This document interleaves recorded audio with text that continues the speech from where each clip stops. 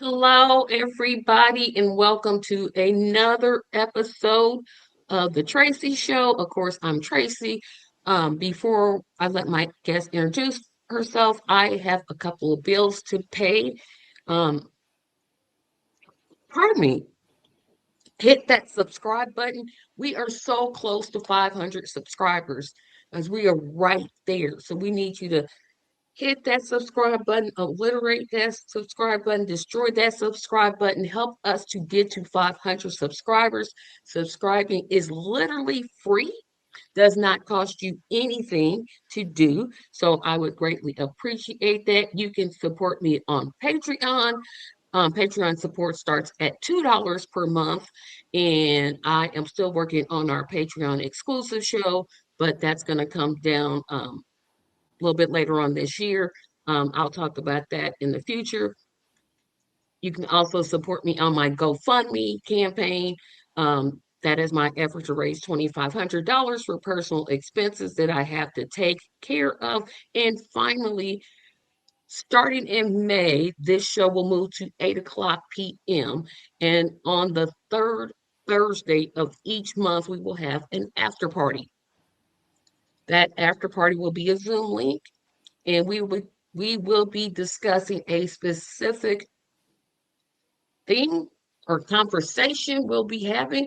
And if you would like to be a part of it, there is the link, and I'll tell you now what that conversation will be.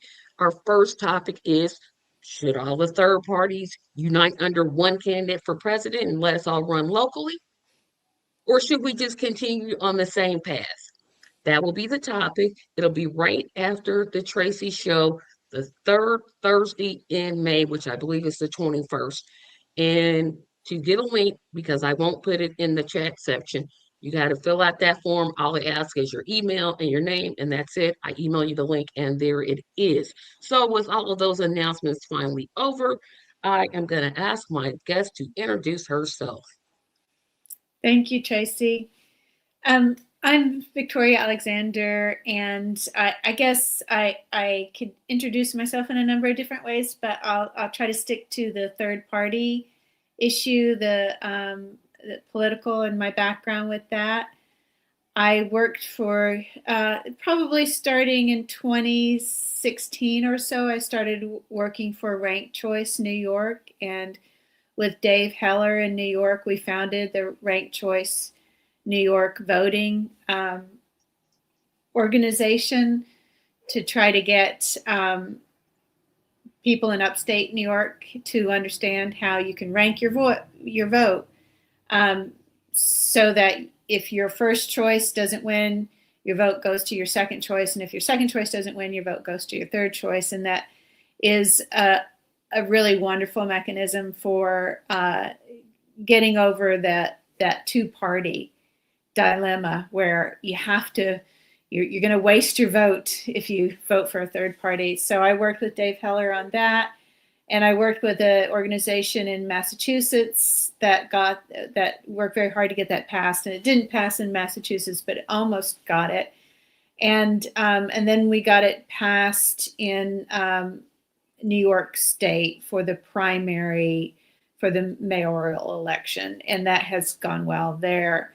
The Democrats only want it for the primary. They don't want it for the general election because they don't want to give the third party candidates any kind of a chance. After that, I ran for Congress in New York 19 in 2018. I didn't make it on the ballot. I didn't get enough signatures.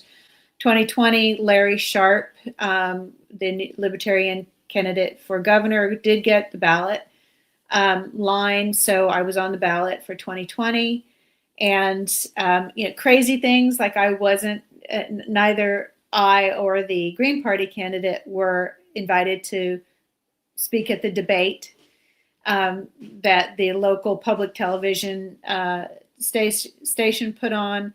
And the reason given was that we didn't have dedicated offices for our campaign. We didn't rent an office somewhere. And neither did the Republican candidate, who only had a P.O. box. And that's a pretty small office, if that's considered an office. So I had those experiences. I'm probably leaving out a few things. But in 2020, by the way, I've been a member of the Green Party and the Libertarian Party for a long time. And like you, I try to bring people together over our common interests and goals. And so I tried to make a platform that would appeal both to libertarians and Greens, which is no small feat. But the libertarians were glad to support me, but the Greens said that since libertarians theoretically would take corporate money, that was against their policy, so they wouldn't support me. But I mean, there is no corporate money, so it's a mute question. I would be glad to take corporate money, and they couldn't get me to do anything.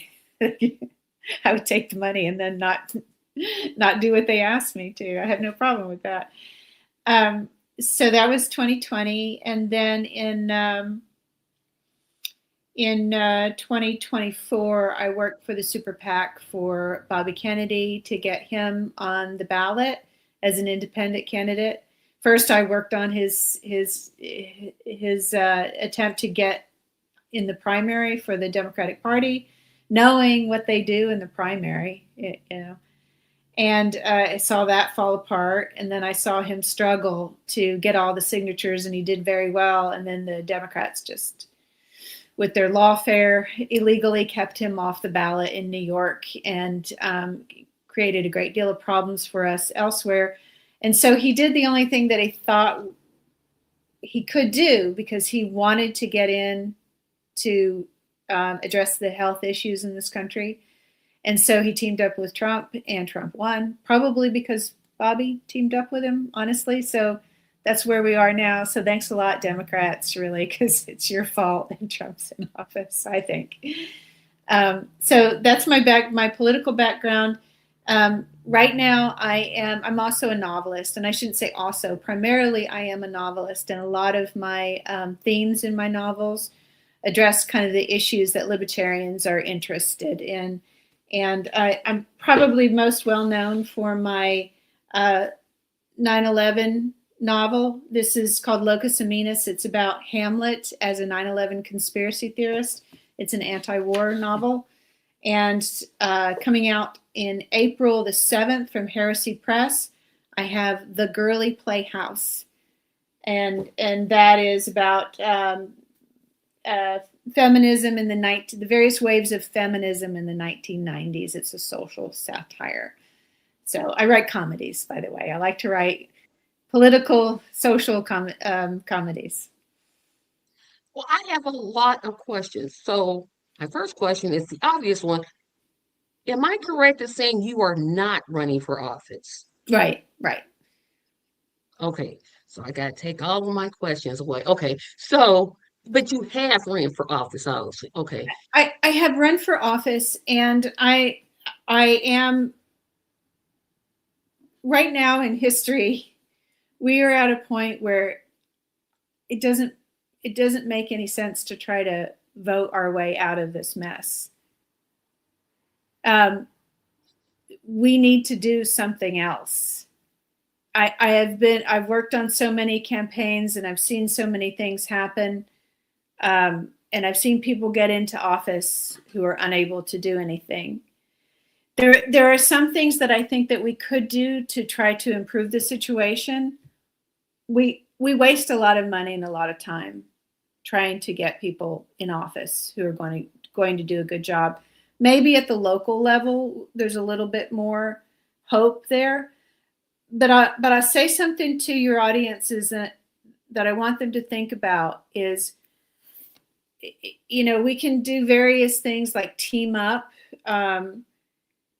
But what I think needs to be done at the state level is we need to convince all the states to change the nominating rules and the petitioning and the ballot access rules, so that all candidates, whether they're with a party or they're independent, have to get the same number of signatures to get on the ballot. And there isn't a a separate primary or nominating process for political parties. Political parties can group together and decide who they might want to support, but in order to get on a state's ballot, every single candidate should have to go through exactly the same procedure. Right now, parties control the nomination process. The primaries aren't real. They rig the primaries.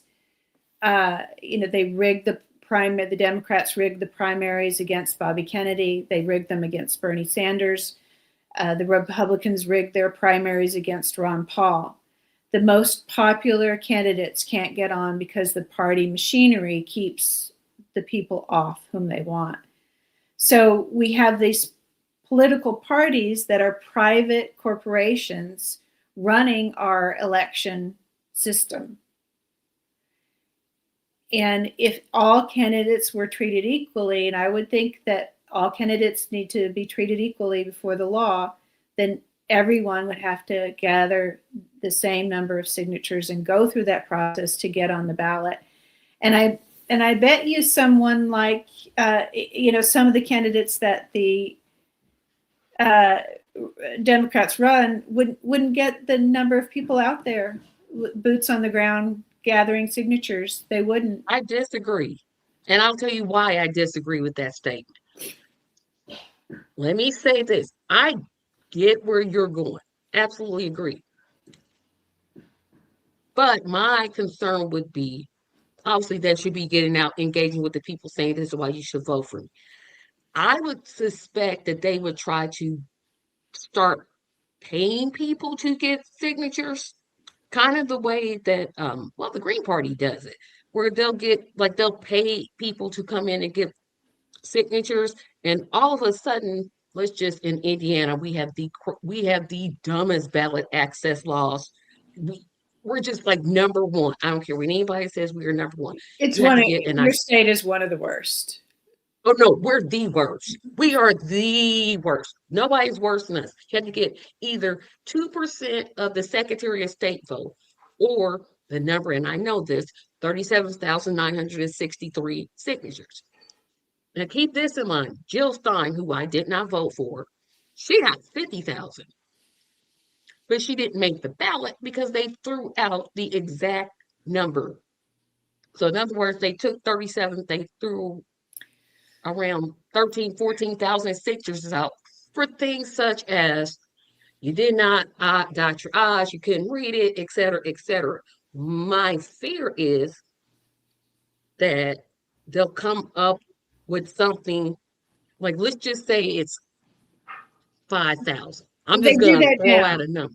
They do that now. In our current Yeah, system where they don't have to gather any signatures, for their primaries, they have a very small number, like 10,000 or 3,000 or yeah. something that they have to do. But So they will we don't have, still kick off candidates who get. Bobby Kennedy got 3 times the number of signatures that was required in New York, and they use lawfare technicalities to get him off the ballot, and they try to throw off signatures. They claim that these are not valid signatures, and they do that at home. They would do that anyway.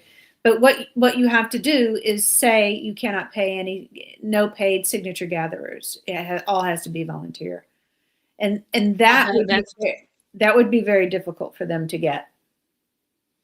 right, because I'm just thinking, oh, they're going to do any. Let's just say it's a Democrat that they don't want. They just don't want them. They're right on all the issues. They agree. I would be willing to vote for that Democrat, but they say, kind of like what they did to Bernie Sanders. Then They're going. I just have a feeling they're just going to come up with the same thing. Yes, they will. But right now a private corporation called the Democratic Party or the Republican Party uses taxpayer dollars to run their primaries, which are bogus primaries because they're not democratic, they're rigged. The people that you vote for in the primary don't get nominated because the delegates at the convention have more votes. Some people have more freedom than other people to vote. So Oh yeah, I it's agree. already a rigged system. So honestly, we can't keep playing by their rules. And FYI to everybody out there, ranked choice voting is illegal in Indiana. Illegal. Absolutely. It was Senate Bill, oh, I think it was either Senate Bill 86 or 76, which I forget the number, but it was made illegal because you don't want to give people too many choices. Well, wait a minute. That doesn't make sense. You want to give people choices. Yeah, did the You're, bill, how was the bill worded specifically that choices oh, would I be don't have it in front of me. It was yeah. it, but literally the bill. Wait, I'm gonna go my other screen. The bill was literally like, um, it was really Yeah, the objection to ranked choice voting is it would be too confusing for voters. it's too confusing. Yes, in Yeah, and Indiana is there are 18 other states that have also outlawed ranked choice voting. So Indiana's not the only one. We become the 19th.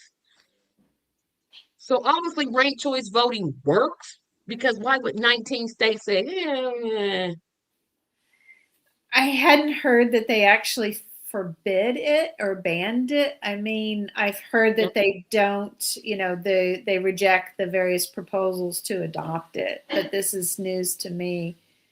I and I haven't just actually I did an actual Google search, and that's where it came up that Indiana is the 19th state, and that's according to Google AI. Yeah, I wouldn't really trust an AI to give you an accurate answer on something that requires a number.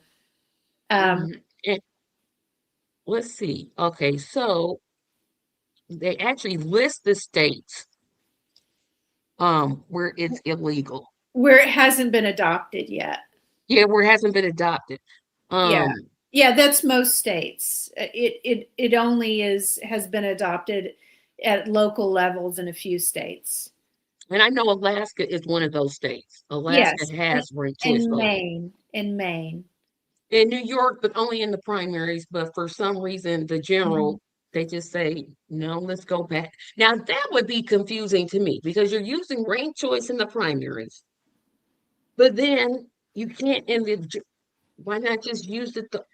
Well, I'm literally answering my own question. I already know the yeah, answer, but I'm just wondering. ranked choice voting would replace the whole primary system. So taxpayers wouldn't have to spend millions of dollars running primary elections. They're quite expensive for the public. They drain a lot of resources, time and effort, and you could just have one general election with ranked choice voting. And so you could have as many people in that election as would run in the primaries and see how that shakes out.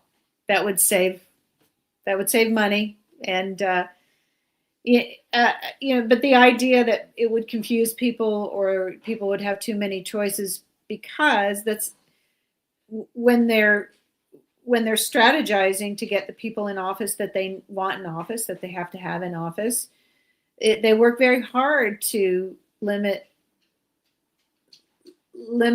what people think. You're not even allowed to think about this other candidate. You have to focus on these two people who are they we pretend that they're completely opposed to each other and different in every way, but it's we elect the same politicians every year. They're I'm having changes. so many problems convincing people of that because what they'll say is this argument, and I keep hearing it, and it just agitates me. They'll say, okay, the Democrats are bad, so they're actually admitted the Democrats are bad, but then they'll say, well, the Republicans are worse, and I'm like, no, they're both terrible. They're equal parts terrible. Why don't you see that? But it's like we see the Republicans as being less terrible. And I'm like, no, they're equal in their awful. I don't even know how to say it. It's like they're both equal. They're literally the same party. They're both of their both Congress. I'll give you a good example. The military budget has not been lowered Yes. since I was a child. Yes. and I was a child a long time ago. I don't know of any congressperson currently that has voted against the military. I know some that have taken absent votes, which I think is cowardly, Yeah. but I don't know any that have said no, no more increase in military spending. You don't think things have changed just a little bit, Tracy, with this recent war and the Epstein files and everything? I'm taking the temperature of the public, and it seems to me that people are pretty much fed up on on I, I, on both I sides. know they are, but I I just wish hope, they would take that and just vote third party. Like, okay, don't vote for those two. Just take that same anger and say, you okay, know, here's a third still option. though, still you may vote for somebody really great. I think Larry Sharp would be a great governor of New York, and I'll be voting for him. Um, and I voted for Jill Stein for president last time around. Just protest vote. I had to write her in. Um, but it's the system. Even if you get good people in there, you get good people into a bad system, which just chew them up. We need to do something other than elect people for We office have to for change our people. whole government. We have to change our entire Yes, government we structure absolutely do. because we have to have government, right? We have to have some system of laws and rules and all those things. But what I'm All getting right, at, Tracy, what acts, what laws in the federal government? Let's say that we, do a reset. And although I hate to use that word, which acts and which laws do you think we would keep? There's a lot of things that we would get rid of, like the Patriot Act, right? right? And see, I don't know the answer, which is why I'm having my every third Thursday discussion because I don't know the answer to it, right? I don't know. My answer, there's very few things that I would keep. Of all the laws that have accrued Yeah, over the years, there's very few acts and things that I would keep. I would say I agree. I mean, except for freedom of speech, okay, I would keep that one. That's in our Constitution. Yeah, it's right there, so you can't get rid. I would see. I know what I would get rid of. I would get rid of the clause in the 13th is either the 13th, 14th, or 15th Amendment that says, well, if you're in prison, you can you can still be a slave. That would be like the first thing under a Tracy administration that would go. Very Right, first thing. right. And right now, they're not treated. We still have slavery in the United States. It's in prison, We and that's absolutely do. And and people say, that's oh why no, that's why our they prison system has expanded to the extent that it has. And I think what we need to do with our prison system, and this is one of the things that I had in my platform, is everyone in prison works, but they don't work for a private entity. Right now, they're slave labor working for Victoria's Secrets and Starbucks and AT&T. They're slaves for private industry. I think all prisoners should work to benefit the poor for their own communities, grow food for the poor, build housing for the poor, directly for the poor, not through some sort of agency or whatever. So everyone who goes to prison pays back a debt to society and improves the neighborhoods that they came from, so that when they get out of prison, they've done something worthwhile. They feel like they've improved the lives of their family and friends and their neighbors, and they've improved the conditions that they're going back to, and their lives will be better. And I think that that I is a, yeah. So you kill two birds with one stone there. You take care of, you don't have to tax for to raise money for the poor. Instead, you're having people serve their communities. And the what you have to watch out for this with something with a program like this is if you have too many people. Yeah, I'm going to have this group of prisoners build this X, Y, and Z, and it's really for a private corporation or it's benefiting someone privately. There'd have to be a lot of oversight there to make sure that you're building houses for the poor, that you're growing food for the poor, and it's healthy food. So that's what I would do about the 14th Amendment. The only caveat that I want to add is who it is that we're putting in prison. Well, yeah. because the majority of people that are in prison are not there because of violent crimes. They're not there for murder. They're not there for they're there because they were possessing marijuana. Yes, And absolutely. much Absolutely. as much as me personally, I've said this on my show that I am against the legalization of marijuana. That's for religious reasons. That's why I'm against it. But I'm for the I don't think anybody should be in prison because Right. they possess marijuana. How about That makes no sense to if me. they are caught possessing marijuana, then they have to work on a farm for a while growing food for people in their neighborhood. That's not You really don't think it's much of it's not a punishment. It's actually something good for them to do. That'd be good for their souls, really, to yeah, do like that. yeah, it's just like and I mean, obviously the big crimes, murder, pedophilia, uh, white collar crime, put people in prison for white collar crime. You, Probably, you think, although I don't have much faith in their skill level or their ability to do well, they can much learn. hard We'll labor, but teach I them. would put most of Congress in jail. Well, we would have overcrowded jails. I see 435 seats, and I'm like, you know what? But yeah, that's the only caveat to what you said is I'm like, well, who is it that we're putting in Yeah, jail? I agree with you 100%. Also, another thing that I want to talk about, and I never get a chance to talk about this. So, of course, the K-Hives, and that's what I call supporters of the Harris Walls, yeah, Harris Walls campaign. I forgot who she picked as a running mate. Are all are like, well, they'll blame third party voters for what Trump is doing.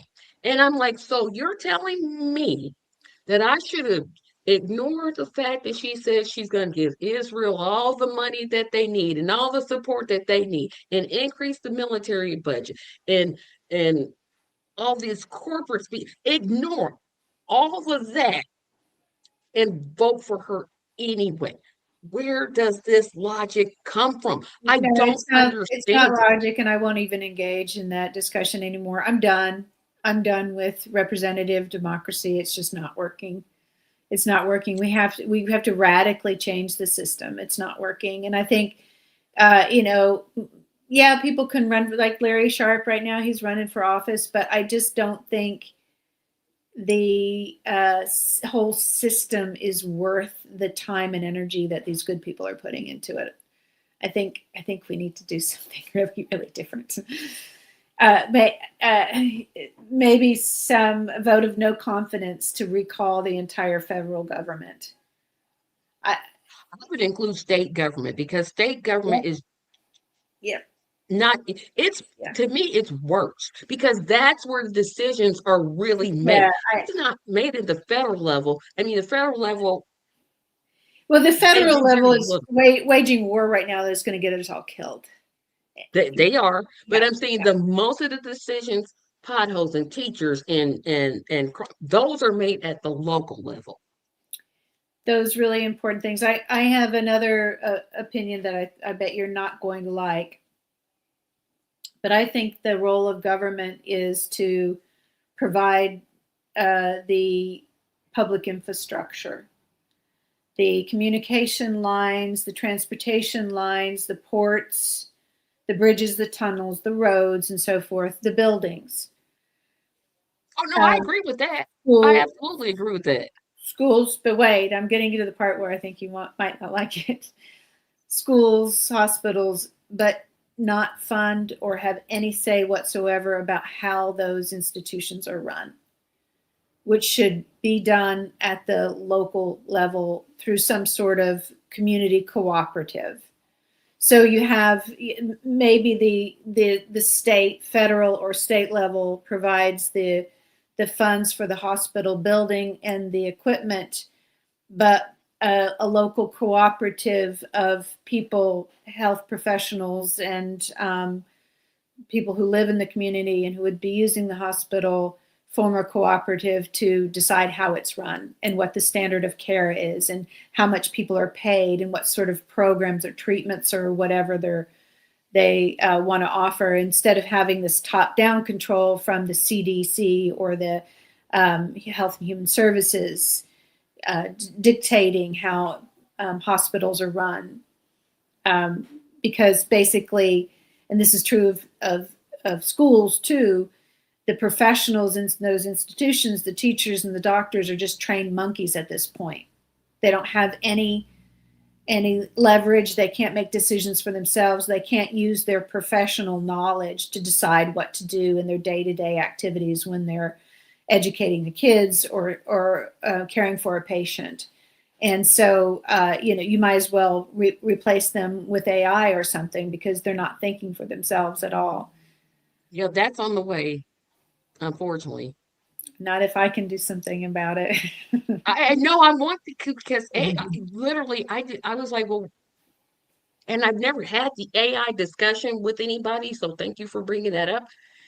I can't think of any reason, but there's some things, and I'm going to just use this as an example, and it's a terrible example, so please pardon me. Malls. When I was in my teenage years, malls were a big thing. Like, you would get up, take a shower, you get dressed, and you go to the mall and you would actually try the clothes on. Like, you would try them on. You would see if they fit right. Now you just order off of Temu and Amazon. I have no, I guess I'm one of those older, like older people, that I actually want to see the things that I'm buying. I actually want to go in the grocery store and have a cashier check me out instead of me doing it. I actually want people teaching children and not robots Yes, teaching of course, children. of course. And it seems like AI is just, they're good uses to AI. I use it all the time. But there's the majority of things, I'm like, oh, I don't know if I'm comfortable with machine or AI replacing it. I'm just not. So I'm also a philosopher of science, and one of the things that I critique is the idea that there is such a thing as artificial intelligence, machine intelligence, and compared to how biological intelligence works.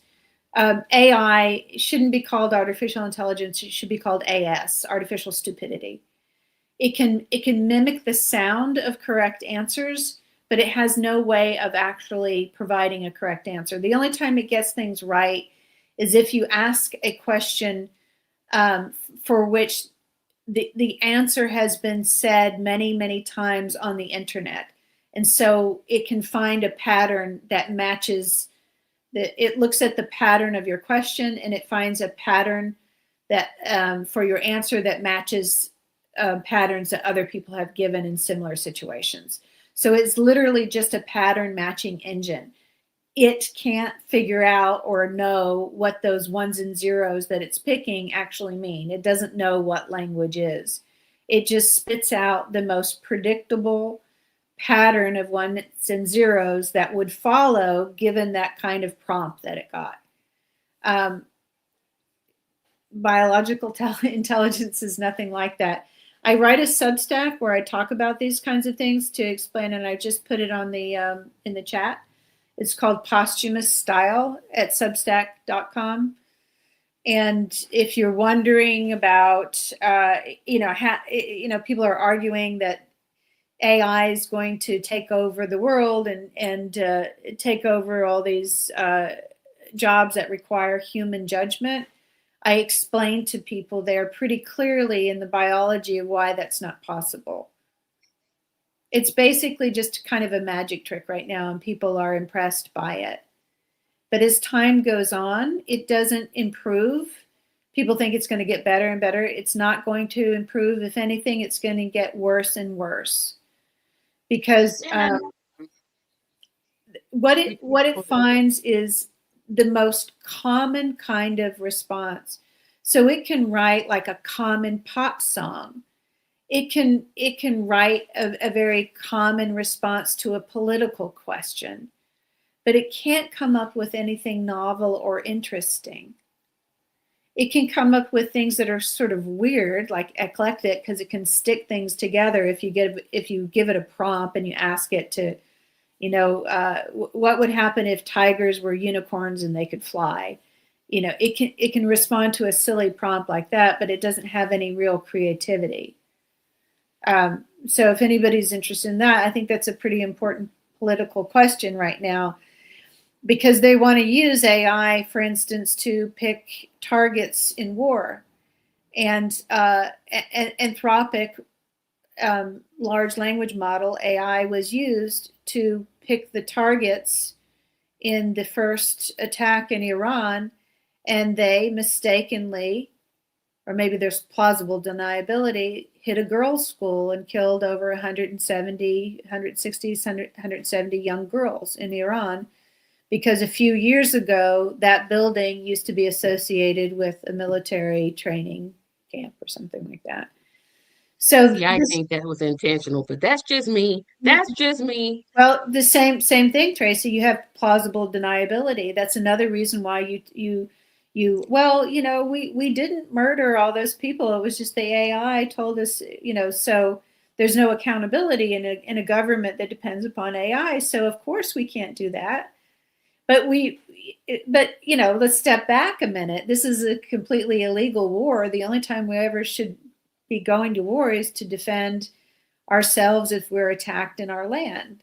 So it's just we're at a point in the conversation where it just doesn't even make any sense anymore. We're a bloodthirsty, murderous empire going around the world killing children. It's just, you know. And we're it's so me. I think about the billions, almost no, I'm gonna stop that. I'm gonna say trillions because it's way past billions now that we spend on war. And I'm looking at the veteran homeless population. And it shouldn't be. There should be zero homelessness in the United States. Zero. We say we're the richest country in the world. Why do we have so many homeless people? Why are there, like in my city, there are more empty houses than there are homeless people? Common sense would say, oh, well, there's it. So rehab the, oh, no, you can't do that because you got to reason. It's like the two-party system comes up with excuses not to do anything because they don't want to do anything. Okay, here's what you do about the homeless situation. First of all, only American citizens should own any land in the United States, include farmland, commercial property, and residential real estate. Those should only be American citizens.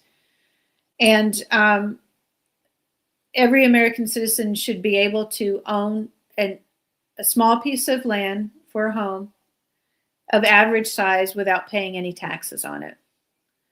And if you own a larger piece than that, with exemptions for family farms, then you pay a progressive tax rate on the excess amount of so you have a neighborhood where everybody has, small acre lots or some, and then there's one guy who has a 10-acre lot for his house. He has to pay more in taxes because he has more land. Land is a finite resource that everybody needs access to. Everybody needs a right to have a piece of ground to build their house on. And once they've paid for it, they can't live with the threat that the government can take it away from them for non-payment of taxes. So if you're retired and you worked your whole life to pay off your house, you should feel secure that the government is not going to take it away from you if the taxes go up. Suddenly the neighborhood is very expensive and your tax rate goes way up. And you're on Social Security. That's your only asset. And if it's a big house, you can have boarders. You can have your kids move in. You could, help. You could stay in the family home. And so we don't have that kind of protection for Americans. And probably a lot of the people who are homeless, if they had a family home somewhere, if their parents were able to hang on to their house, but they didn't, the parents are now living in a facility or in an apartment somewhere or something like that. And of course, it's the drug problem too that is behind the homelessness. And what do you do about that? I mean, I think the CIA is the worst drug dealer in the United States. So if we get rid of the CIA, that might help clean up the streets a little bit. The fact that people are saying were saying, "Oh no, we should keep the CIA." I'm like, you do you know what you're? Here's what I think, and then I'm going to move on to data centers because I've got to talk. I've been itching and itching to talk about data centers. I think that most Americans want to live in a bubble In a because what? I can't, in a bubble, Mhm. like just being this little isolated. I'm trying to get mine. I'm doing what I can to survive. And they don't realize that, or maybe they do realize and just don't care that, something simple like gas prices. 2 weeks ago, gas was maybe 2.79 is what I'm paying. Just went to try to get a fill up today. Didn't want to do it because now it's 4. And how those things internationally, like the tariffs that Trump is doing, that's going to affect. It's like we don't think internationally. We just think, Well, well, what does it have to do with me? And I'm like, no, if you pay I attention to what's wish happening national, I it's going to wish hit you that too. I wish that people had the luxury just to take care of, do their jobs, take care of their families, get through their day, and not have to worry about whether or not their own government is trying to kill them, basically, and ruin their existence and throw them out of their homes. That would be nice. I would like people to be able to just tend their own garden and not have to worry about everything. I tell you about the tariff issue, though. If the tariffs are good, when the United States was first formed, there were no taxes. The federal government ran strictly from its budget was confined by the amount of money that it could raise in tariffs, which is just like a fee to use U.S. ports, which is completely reasonable. You're a foreign manufacturer, you want to use US ports and you want access to our markets, okay, you pay a fee when you use our ports. Tariffs are much better than taxes because taxes require all of us citizens to open up our personal financial records to the IRS or the state with the threat of being thrown in jail or losing all of our property if we accidentally did it the wrong way. And there's so many ways that we could make mistakes in our taxes. I mean, most of us do. So tariffs are one of those things that people, oh yeah, tariffs is like a tax on the people. Well, I would bet I would rather pay more for foreign goods and pay. That's not a tax because it's not something that I'm legally liable for if I make a mistake in my tax record. So, but Trump was using tariffs like a bully, using them to manipulate markets and to force other countries to do things and make concessions. Tariffs should be decided by Congress. They should be low and reasonable, 5 to 8% across the board for all countries, for all products. And so that they're not used to manipulate markets. They're simply used to take in revenues so that the American people don't have to pay taxes. Again, I see where you're going. Oh, we got a comment.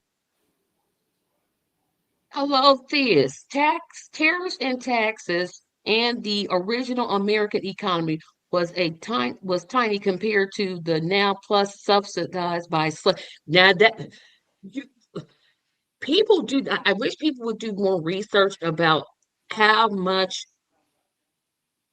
the actual how much was actually made during the slave times and how that is playing a factor now because Yeah, I think people miss yeah. that. The federal budget was tiny compared to what it is now, and I don't know. I mean, there's a very good question. Thank you. There's a very good comment. Thank you for that.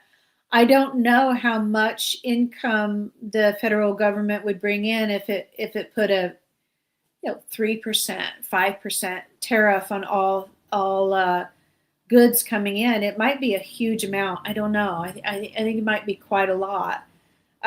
So, but you don't want it to be that much, really. You want the government to be constrained by a small budget so that it can't go uh, around the world destroying other people's nations and infrastructure and trying to decide what leaders other countries have.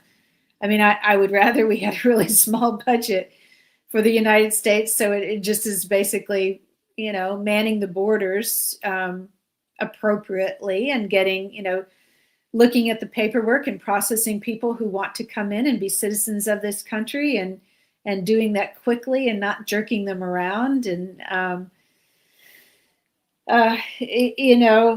don't think the federal government, national government should even have a standing army. I think the states should have the National Guard that stays home, doesn't go overseas, and that's it. But the comment is correct. Yeah, the budget was tiny in those days. I wish it were tiny again. There's way too much power. We give these Epstein class people way too much power by giving them all this money. And that's where the issue is. So now I'm coming to talk about, and I don't know, I know in our area, data centers, there are going to be 3 new data centers in the Indianapolis area. Now you won't know these areas, but my audience has heard me talk about them. There's the Martindale Brightwood area, which is on the far east side. Then there's Noblesville, which is a little bit outside of Indianapolis, and then there's another one. The citizens said, no, we don't want this. They protested, they did everything that they could. It basically got sold out by our mayor. Uh, you know, we uh, And I want we people to can't put up protest, with but I'm this. like, well, We what were what, we didn't get what. Yeah, we cannot put up this with this. The data centers are going to be the surveillance grid. The data centers are going to process all of our information and keep track of us. The US dollar is going to collapse, and everyone is going to be required to convert their Federal Reserve dollars to something called a stable coin, which is a digital dollar that's issued by a private company. And the stable coins will be tethered to the US Treasury debt. The debt is like out of control, $40 trillion or something like that. I don't know what it is. So, in order to get out of that debt, the plan of the federal government is to take all of our assets that we have, all of our money, and convert it to stable coins that are tied to that debt. They're saddling that debt with us, with the American people. And we And didn't cause it in the first place. I'm like, we no, didn't we cause didn't. this. No, we didn't. We didn't. They always do that to us. And these digital dollars are going to be, they will be able to see everything that we do with our dollar, where we spend it. They'll be able to trace where we go and what's all the transactions that we have. And then they can decide that we are spending too much money on food or travel or something, and they can limit and control how we spend the money. It'll be completely programmable money. And so they have to have these huge data centers in order to keep track of us and all of our spending habits. And they're going to see what we've been doing online, and they're going to categorize us as different levels of risk. And they're going to say, these people deserve to travel and get to be free people, and these other people have to stay home and shouldn't be talking, shouldn't be allowed to have any free speech. So that's what those data centers are doing. So I'm not advocating violence, but it's it's the end of our freedom. What freedom we have left if these data centers go in. So if there's anything that can be done in any legal way whatsoever, just to halt them, slow them down, that would be something. They need all that energy to cool their servers if they weren't able to get the air conditioning and water that they needed in some way. That would be really good. Yeah. He just wants to know. He missed the beginning of the program. Are you a liberal? Do you identify as libertarian or green? I don't identify with any political party anymore. I think Got most of my I support libertarians more than Greens, mostly because of what the Greens did during the COVID lockdowns. They went they went for the contact tracing, forced vaccinations, mandated vaccinations. They completely disregarded any yeah. kind of freedom. And So see, that's probably where we're gonna argue. Because as a type 1 diabetic, I don't need anybody around me that has COVID because COVID can literally take me out. Even at this point. I mean, when I did have COVID, it was after the vaccine. So for me, well, I'm going, unfortunately, the vaccine didn't stop transmission, so people who it had the didn't, vaccination could still pass on the virus to other people. So it didn't actually save anyone who was vulnerable. And people who got the vaccination now, it turns out that they're actually have greater risk of contracting COVID because it does something to your body where so the this is a genetic gene therapy that experimental shot, and what it does is it puts this synthetic piece of modified RNA into your cell that makes a spike protein that is one of the defining characteristics of the SARS-CoV virus. And it gets your cells to continually produce this spike protein. It doesn't ever turn off. It doesn't ever turn off. And so your body, after a while, instead of mounting an immune response to the spike protein, it just says, oh, well, we'll live with it. And it starts producing something that's called IgG antibodies, which is what your body does when you have like an allergy or something. You just learn to live with the pollen. And so now your body won't even fight off. If there's a new strain of COVID that comes along, you've had this vaccination, your body is not even going to fight the new strain. And so your body is even weaker yeah, for I had taking to, it. like I said, I knew we were going to disagree on something. And that's why I'm like, no, because if if I get something, I'll use a code. That's the easiest thing for people to understand. When a normal non-diabetic gets a cold, they may have it a week, maybe two, sometimes three. I could literally have colds up to But so, 6 weeks. so you want other people to get the vaccination in order to save you, but the vaccination So, doesn't stop people from transmitting the well, people who I are wanted to vaccinated can stop still give you the the I disease. wanted to stop the transmission. Obviously, that's what I want. But what I'm saying is, when you have all these unvaccinated people just running around and running around, elderly people are going to get sick. Children are definitely going to get sick. But the That's what I'm thinking the of. actually the people who are unvaccinated had probably got the virus and now have really strong immunity and can't get it again. But the people who are vaccinated can get COVID over and over again, and they're actually more of a risk to you as someone who is immune compromised. And so it just, Tracy, they put one over on us with this vaccine. It didn't save anyone. It harmed people, and it didn't help. It actually made things worse. And so that's why you can't force an experimental shot on people, and you need to allow people to, like me, to talk about the science behind the vaccines so that everybody has all the information that they need to make the best decisions for themselves. So, like I said, we I knew it was going to come sometime in the program. I'm like, okay, but I would just have to see it because, like I said, I know I have to agree with this. I know people that I mean, I don't know them personally, but when white America gets a cold, black people get the flu. It's like we get it and we get it way worse than anybody. Um, oh, this wants to know, are you a microbiologist? I'm a philosopher of science. I specialize in autoimmunity right now. I'm teaching a course in autoimmunity at IPEC EDU. Yes, So see, yes, viruses evolve and mutate.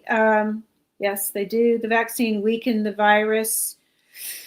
Vaccines don't weaken viruses so much. They're designed to protect your body against a virus. I know that people Yeah. were fine when they got COVID and died. Science beats bias when it comes to biology. I missed the beginning. Um, yeah, I just yeah, we need to be able to talk about the science behind that shot, because that was an experimental gene therapy that was rolled out on billions of people without adequate testing. And now that we've had time to see the side effects, it's looking pretty bad. So I hope people are still not getting those boosters, and we can talk about ways to improve your immune system to help your natural immune system fight off things. Now that I will agree with. We definitely need to. But here is something I've always wanted to ask since you're not running for office. So I'll get this question. Well, you already said, no, I know the answer to that because you said that you want to work outside the government. So my question to you is, if we're working outside the government, because I hear this argument all the time, we can't vote our way out of this. Well, okay, here comes well, we need laws to rule the land. We absolutely have to have laws. How do you balance the two? Because on one hand, you have to have laws, you have to have expected behaviors, expected rules and regulations. You have to have some sort of government Yes, yes. to set that up. Are you talking about what I think you're saying is get rid of what we have now? Or are you and just form something totally new?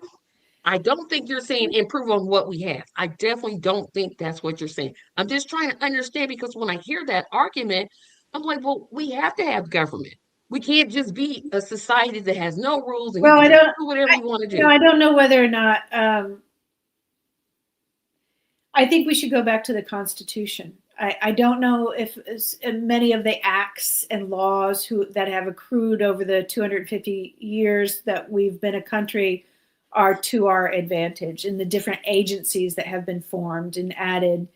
Um, I think that the federal government should have a U.S. Treasury. Excuse me. The federal government used to have the power to create its own currency.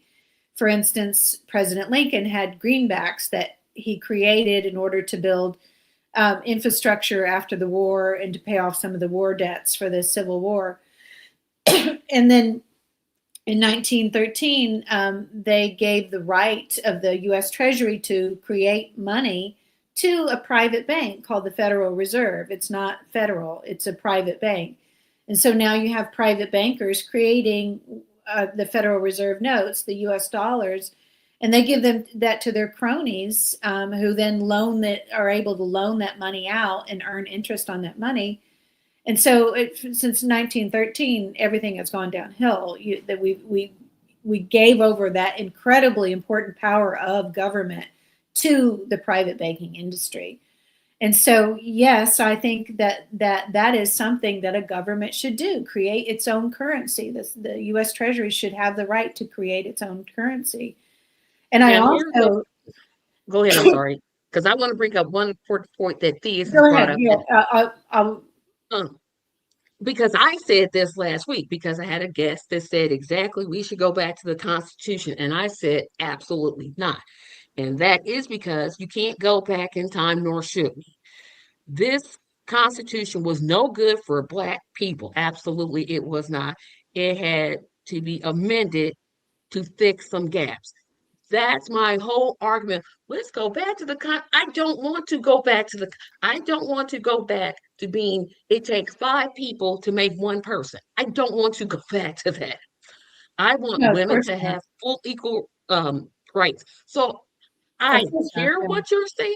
I don't know whether it needs to be reframed because I always just say the Well, Constitution is garbage because you can't have a document that doesn't give women any rights over their own body. That just makes no sense to me. Well, it does. Oh, yes, the abortion is not there. Abortion needs to be argued on. You have a right. Um, you have a right to control your own body. Should be implied already by you have the right to life, liberty, and the pursuit of happiness. That should be understood that you have autonomy over your own body. You Um, would think so. yes, and many things are interpreted, but yes, we have amendments that fixed some things in the Constitution that not everybody had the vote. Although I must say, voting doesn't really do much good, does it?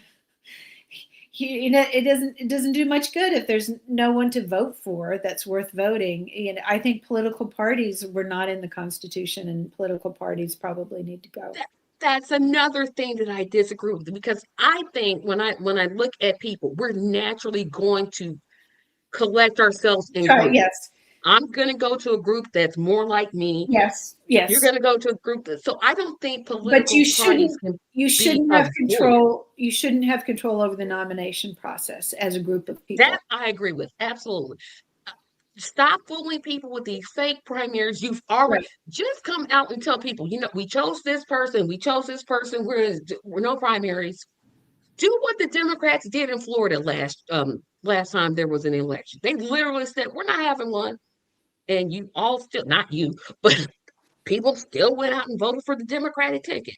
Do that instead of telling me, "Oh, your vote meant." No, it doesn't. You've already decided who your nominee is going to be.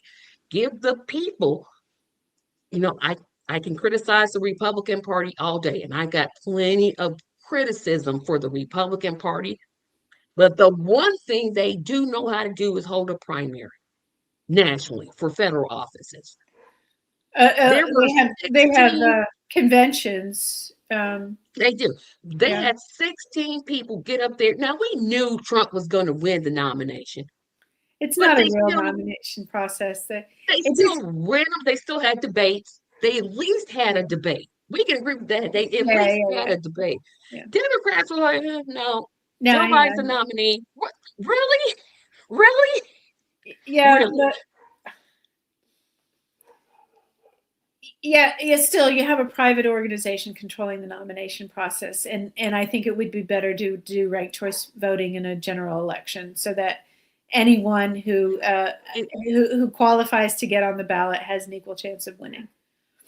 I think ranked choice voting is, well, of course, I live in a state where ranked choice voting is illegal, but um, and I was going to get that bill Uh,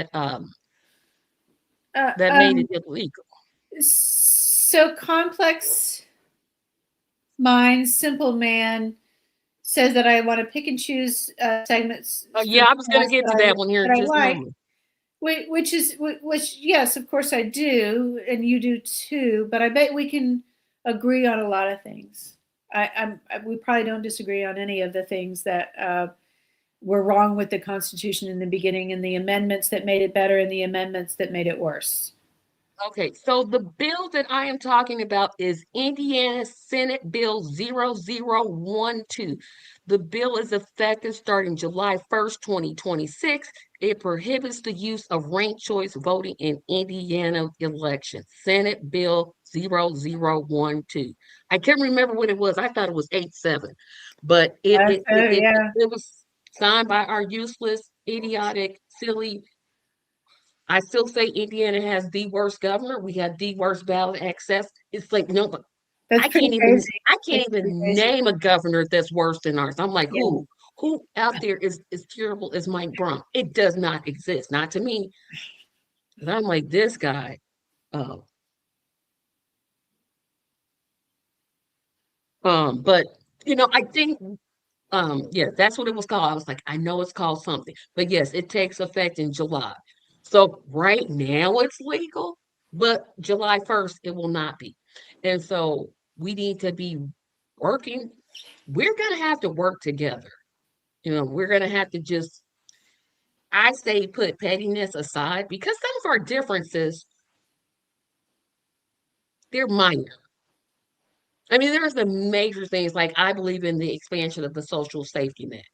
and a true libertarian will argue me down. And I'm willing to have that discussion, but I think we need to coalesce because we don't have third party candidates don't have the resources that a two-party system has. Well, You know, so when I ran for Congress, I came up with a platform to attract both the Greens and the Libertarians to address those issues. The Greens always want a larger safety net, and the Libertarians don't want a safety net.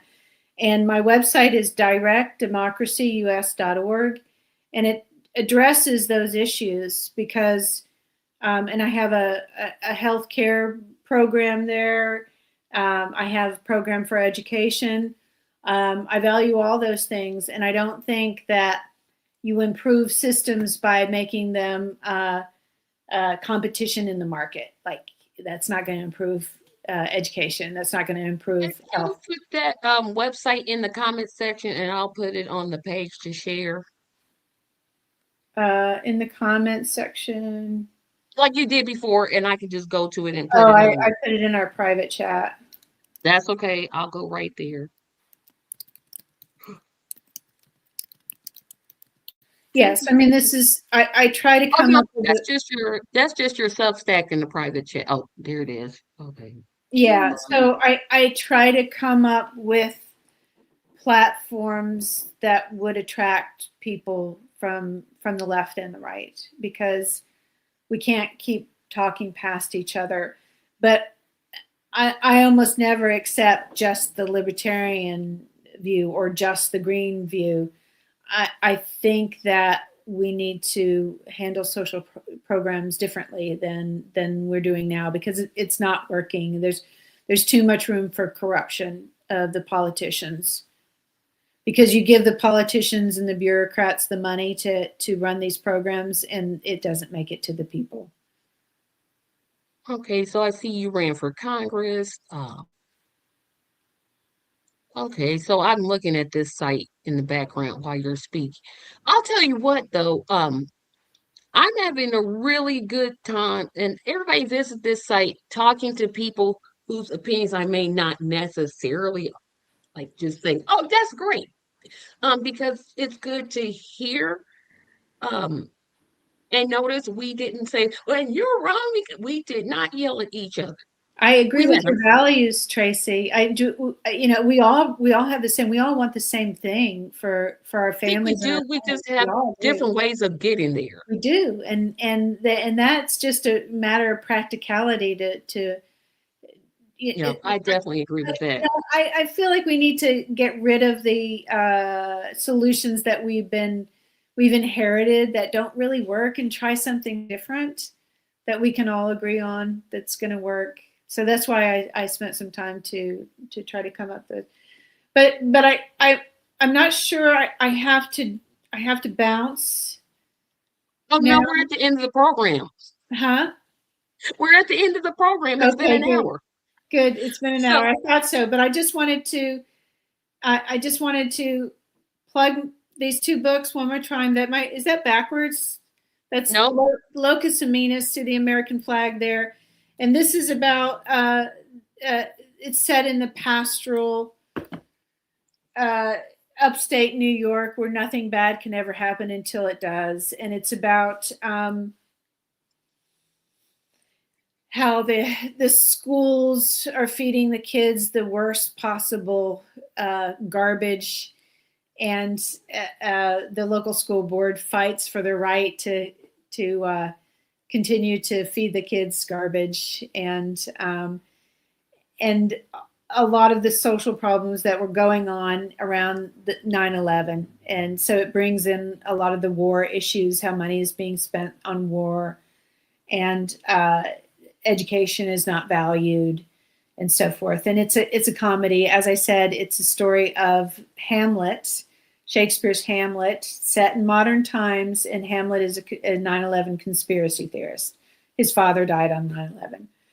And then my latest, which is coming out this week from Heresy Press, is called The Girly Playhouse. And that's a social satire about various forms of feminism in the 1990s. So I hope everybody checks that out. Thank you so much for coming. And whenever you feel like to drop off, because I got about 3 more minutes, because I want to remind everybody about what this upcoming week schedule is going to be. So I thank you so very much for joining us. Have a great week. And audience, you guys stay with me because again, I'm going to talk about the schedule this week. So you Okay, all thanks know, everybody. Thank you for your thank you. comments. Have a great day. Bye Bye. bye. You know that this coming Saturday, I am going to be doing a very, very interesting show. Um, and it's called, I believe, How Did I Not Know These Cartoons Are Racist? That's the Saturday show topic. I'm saying that I'm expecting that to be a 2 hour show because of the depths of what it may not be 2 hours. I may can do it in an hour, but that'll be at 7 p.m. That's a Saturday show. And then Sunday is my Easter show. I've done an Easter show ever since I've had a channel. I'm not gonna say what I didn't find anybody that would do trivia, so I'm just gonna talk about Easter, the importance of it, et cetera, et cetera. Um, and then this will be the on the 23rd of April. That is the NFL draft. Do not come in here expect me to talk about politics that day. I will not. That is the draft. I'll be talking about the draft, the NFL draft. That will be Thursday. I think it actually starts Wednesday, but Thursday, Friday, Saturday, Thursday, Friday, Saturday. But I won't be live Friday and Saturday. I'll just be live that Thursday. Um, this month is the last month that I will be on at 7. I do want to know the people that are sticking around. I did not do a mail out email to let everybody know the show is is on. Do you all think that I should go back to posting those? Because some people ask to be removed, and I'm like, well, is it really effective? So I'm trying to come up with ideas about how I can get this show out to as many people as I possibly can. So just keep that in the back of your minds, and we'll go from there. So again, I will see you all on, I don't Oh, I forgot your comment, Theus. Greens and libertarians have the same blind spot, race and justice. Forgot about that. So I'll let you have the last word. So I will see you all at 7 o'clock p.m. Eastern Standard Time on Saturday. Have a good week. Remember, remember, remember. And I literally just forgot I will be doing a primary show on when is the Indiana primary? I believe it's May the 5th. That will be our Indiana um primary. So tune into that. But I thank you all for watching. Have a great evening. Be sure to tune in Saturday. Bye bye, everybody.